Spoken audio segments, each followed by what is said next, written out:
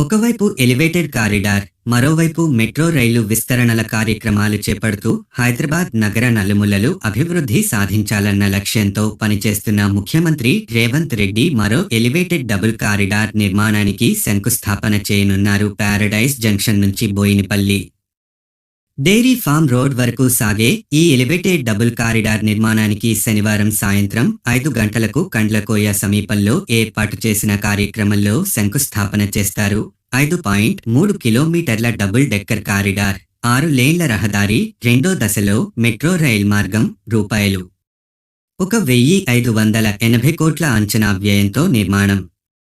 జాతీయ రహదారి మెనస్ 44 మార్గానికి మహర్దశ. సికింద్రాబాద్ ట్రాఫిక్ ఇబ్బందులు తొలగిపోతాయి. హైదరాబాద్ నుంచి మేడ్చల్, మెదక్, కామారెడ్డి, నిజామాబాద్, నిర్మల్, ఆదిలాబాద్ జిల్లాలకు మెరుగైన రవాణా సదుపాయం ఏర్పడుతుంది. మరింత సమాచారం కోసం తదుపరి వీడియోలో కలుద్దాం. లైక్ చేయండి, షేర్ చేయండి, ఫాలో, కామెంట్, సబ్స్క్రైబ్ చేయండి.